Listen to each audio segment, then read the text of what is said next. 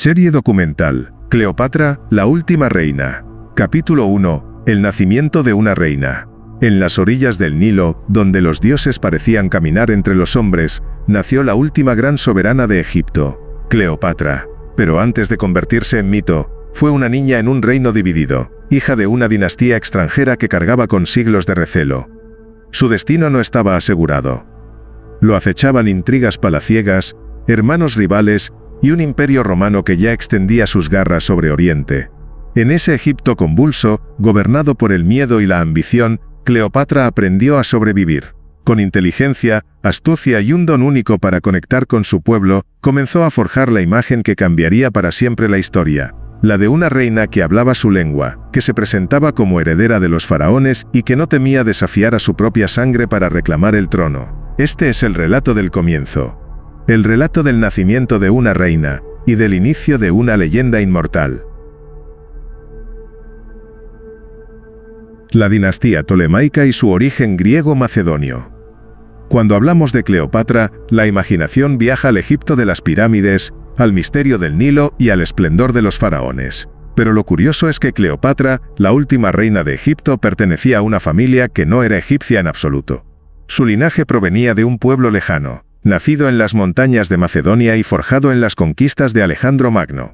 Su dinastía, los Ptolomeos, cargaba consigo un origen extranjero, lleno de intrigas, alianzas sangrientas y un secreto que la acompañó durante más de 3 siglos.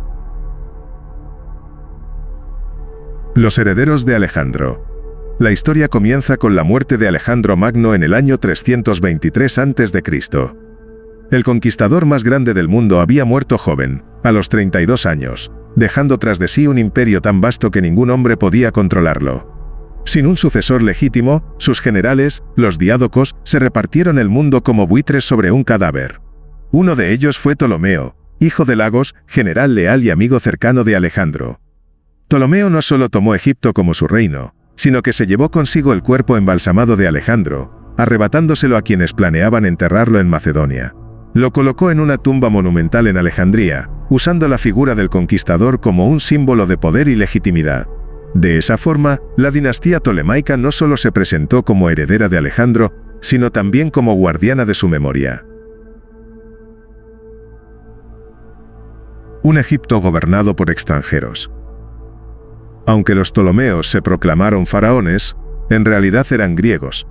En palacio se hablaba griego, no egipcio. Los gobernantes vestían túnicas al estilo helénico, rendían culto a Zeus y Atenea, y solo de manera superficial se asociaban a los dioses del Nilo. Para ganarse al pueblo, crearon una especie de fusión religiosa, combinaron a Zeus con Amón, a Isis con Afrodita, a Osiris con Dionisio. Era una política de sincretismo, un intento de disfrazar lo griego bajo ropajes egipcios, pero los egipcios lo sabían.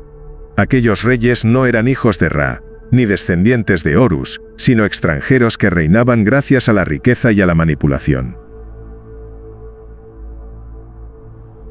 El veneno en la sangre de los Ptolomeos. La dinastía tolemaica fue célebre no solo por sus lujos, sino también por sus traiciones. Para mantener la pureza de la sangre, practicaban matrimonios entre hermanos. Reyes y reinas compartían el trono y el lecho, imitando el mito de Isis y Osiris. Pero aquella costumbre degeneró en rivalidades feroces. Hermano contra hermana. Hijo contra padre. Esposo contra esposa. Los crímenes en palacio eran comunes: envenenamientos, estrangulamientos, traiciones. Una familia convertida en un campo de batalla. Algunos historiadores incluso afirman que la obsesión con el incesto y la paranoia política fue lo que debilitó con el tiempo a la dinastía, dejando a Egipto cada vez más vulnerable a Roma. El poder oculto de Alejandría. La capital tolemaica, Alejandría, era mucho más que una ciudad, era un centro de poder intelectual y político. Allí se levantaba la famosa Biblioteca de Alejandría, que no era solo un templo del conocimiento, sino también un arma de control. Se dice que cada barco que atracaba en el puerto debía entregar sus manuscritos para que fueran copiados, convirtiendo la biblioteca en el archivo más vasto de la antigüedad. Para algunos, la biblioteca fue el primer gran proyecto de espionaje cultural, una forma de absorber el conocimiento de todas las naciones y mantener a Egipto en ventaja sobre sus rivales. Pero el poder de Alejandría no pasaba desapercibido. Roma observaba con desconfianza, consciente de que mientras los Ptolomeos controlaran el comercio del Mediterráneo y acumularan conocimiento, seguirían siendo un obstáculo. Roma y los Ptolomeos. ¿Aliados o títeres? Durante los últimos años de la dinastía, Egipto dejó de ser un imperio independiente y se convirtió en un aliado vigilado de Roma. Los faraones ya no gobernaban con absoluta libertad. Cada decisión debía considerar los intereses de la República Romana. Algunos reyes ptolemaicos llegaron incluso al trono gracias al apoyo de senadores o generales romanos. Había quienes murmuraban que los Ptolomeos no eran reyes sino títeres, marionetas doradas sostenidas por los hilos de Roma. Fue en ese ambiente de decadencia y dependencia donde Cleopatra nacería, y sería precisamente ella quien con su carisma y astucia intentaría revertir ese destino. La paradoja de Cleopatra. El gran contraste es este. Cleopatra, la última faraona, descendía de extranjeros. Era griega macedonia, no egipcia. Y sin embargo, sería ella, y no sus antecesores, quien lograría encarnar el espíritu del antiguo Egipto. Mientras sus hermanos se hundían en las mismas intrigas de siempre, Cleopatra rompió con la tradición, aprendió el idioma egipcio, se presentó como la reencarnación de Isis y buscó unificar lo griego y lo egipcio bajo su figura. En ella se unieron dos mundos, la astucia política de Macedonia y la mística milenaria del Nilo. Una paradoja que, lejos de debilitarla, la convirtió en la más recordada de su dinastía. Así fue el origen de la familia de Cleopatra, una dinastía extranjera, nacida de la ambición, alimentada por la traición y marcada por la sombra de Roma. Un escenario perfecto para que surgiera una reina distinta, capaz de usar sus raíces griegas y su ingenio egipcio para desafiar al mundo.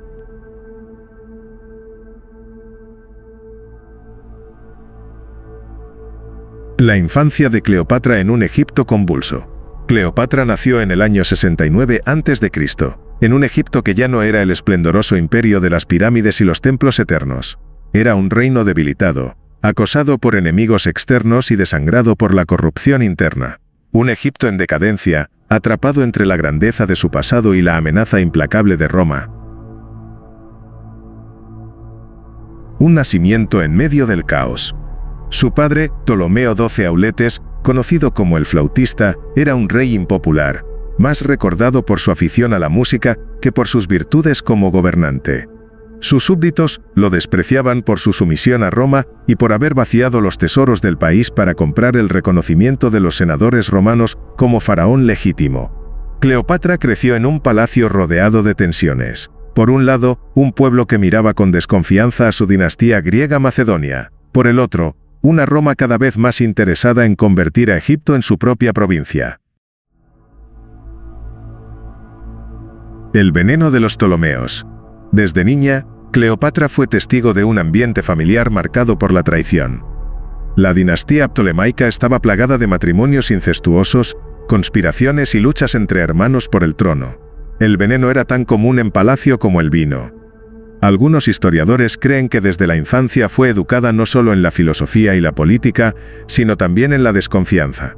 Aprendió que en Alejandría hasta la sonrisa de un familiar podía esconder un puñal. Este ambiente de tensión y peligro moldeó su carácter. La niña que jugaba en los pasillos de mármol de Alejandría entendió pronto que, en su familia, sobrevivir significaba ser más astuta que los demás. La educación de una futura reina. A diferencia de otros miembros de su linaje, Cleopatra recibió una educación privilegiada y amplia. Aprendió filosofía, retórica, matemáticas, astronomía y medicina.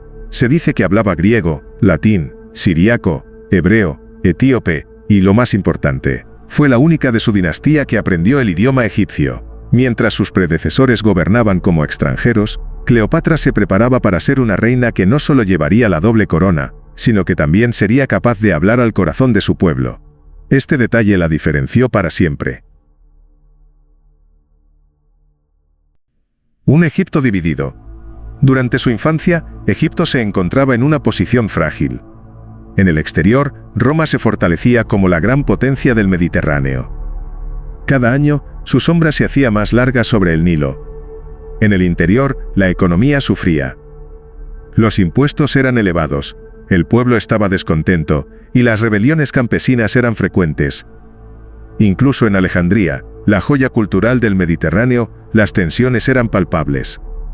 La gran biblioteca y el faro, maravillas del mundo, contrastaban con un pueblo que veía en los Ptolomeos a reyes extranjeros que habían traicionado la esencia del antiguo Egipto. El aprendizaje de la astucia. En este contexto convulso, Cleopatra creció observando. Aprendió desde pequeña que no podía confiar ciegamente en nadie. Sus primeras lecciones no fueron solo en las aulas del palacio, sino en los pasillos cargados de rumores, en las miradas desconfiadas y en las súplicas de un pueblo al que nadie escuchaba. Cleopatra aprendió a leer el lenguaje de las intrigas, a interpretar silencios y a ganarse voluntades. Desde niña cultivó lo que sería su mayor poder, el carisma, esa habilidad de mirar a alguien y convencerlo de seguirla. La niña que soñaba con ser faraón. Mientras otros Ptolomeos se conformaban con el lujo y la comodidad, Cleopatra miraba hacia las antiguas reinas de Egipto, Hatshepsut, Nefertiti, Isis misma. Inspirada en esos modelos, comprendió que su destino no podía ser el de una princesa decorativa. En silencio, en medio del caos, se preparó para algo más, para convertirse en faraón en toda la extensión de la palabra. La infancia de Cleopatra no fue un tiempo de inocencia, sino de aprendizaje en un Egipto convulso. Un país dividido, una familia plagada de venenos y traiciones, y la sombra de Roma creciendo sobre el horizonte.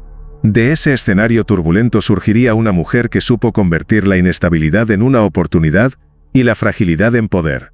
Porque Cleopatra desde su niñez aprendió a sobrevivir en un mundo donde la política era un juego mortal.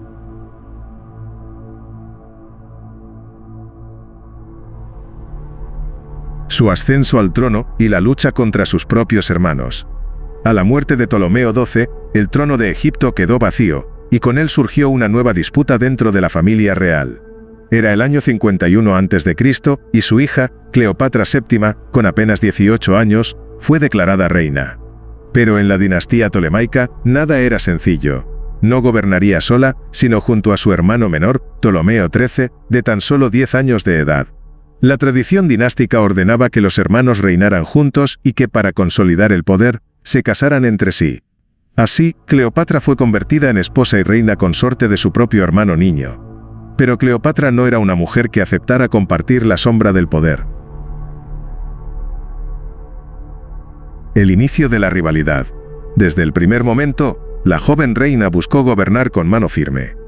Aparecía en las monedas sin la imagen de su hermano. Firmaba los decretos sin consultarlo y se presentaba ante el pueblo como única soberana. Esto irritó profundamente a los consejeros de palacio, quienes veían en el niño rey una marioneta fácil de controlar, mientras que Cleopatra mostraba independencia y astucia. Las tensiones escalaron rápido. Cleopatra fue acusada de conspirar contra los intereses de su hermano, y sus opositores lograron expulsarla de Alejandría. Con apenas 20 años, la reina se encontró exiliada en el desierto, sin trono, sin ejército y sin el resplandor de su corona. El Egipto dividido. El exilio de Cleopatra no pasó desapercibido. En Egipto, dos facciones comenzaron a formarse. Los partidarios de Ptolomeo XIII controlados por sus consejeros, quienes buscaban mantener el reino bajo su influencia. Los leales a Cleopatra, fascinados por su carisma y convencidos de que ella representaba una verdadera esperanza para Egipto. El país se dividió, y en esa división comenzó a escribirse la verdadera historia de su ascenso. La astucia de Cleopatra.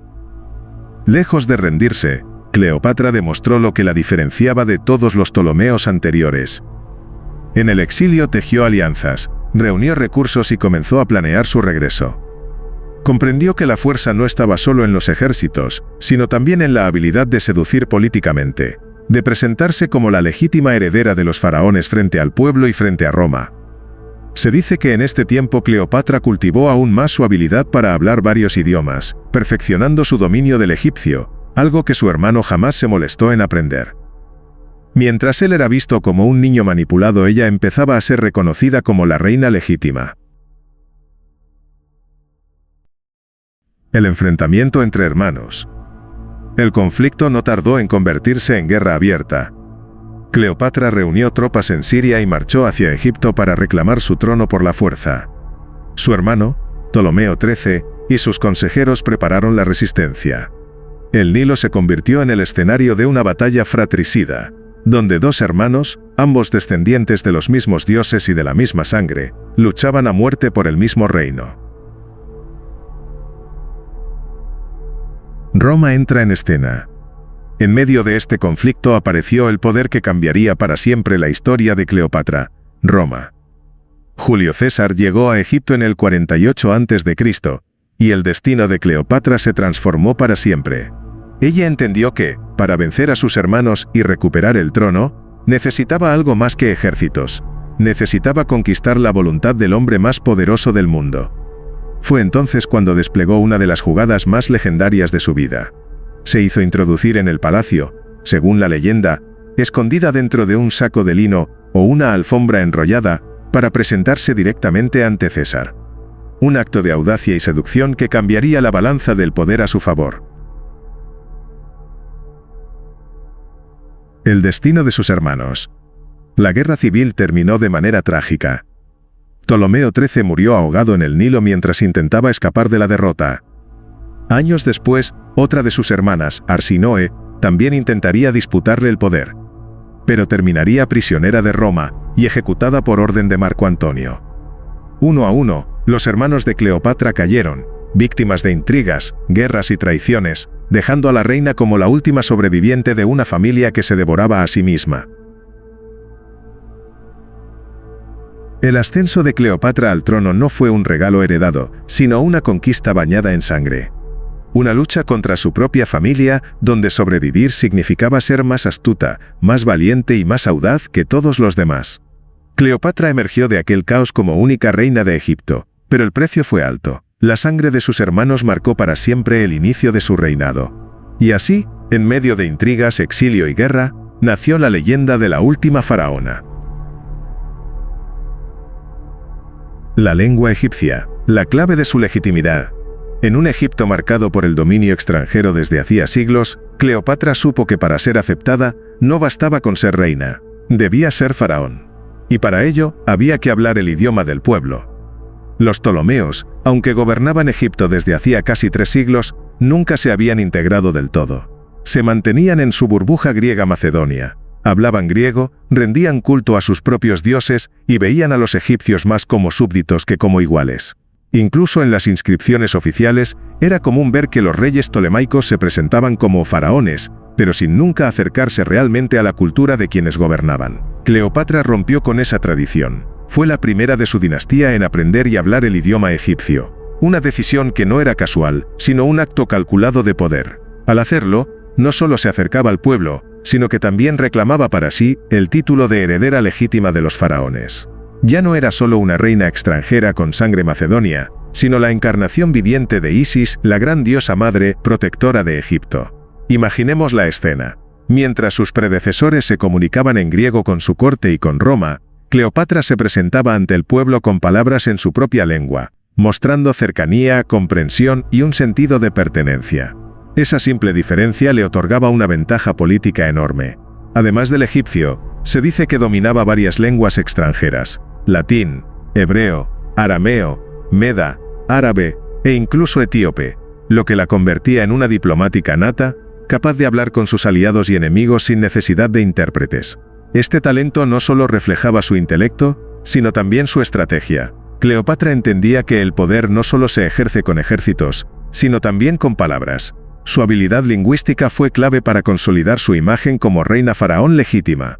Mientras sus hermanos y rivales internos buscaban respaldo en Roma, Cleopatra se aferraba al alma de Egipto, a su cultura, a su idioma, como un escudo de legitimidad frente a cualquier cuestionamiento. En este detalle, aparentemente simple pero revolucionario, radicaba parte de su grandeza. Cleopatra no solo gobernaba Egipto, lo encarnaba.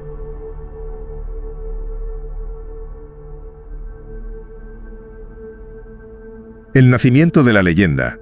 Así, nació la figura de Cleopatra, no solo como soberana de Egipto, sino como mito viviente. La última gran faraona, capaz de transformar sus debilidades en fortalezas, de convertir la fragilidad de su linaje en un imperio de influencia. El mundo aún no lo sabía, pero esa joven, marcada por la intriga y la ambición, estaba destinada a cruzarse con los hombres más poderosos de Roma, a desafiar imperios y a dejar una huella que sobreviviría siglos después de su muerte. El nacimiento de una reina había dado paso al nacimiento de una leyenda,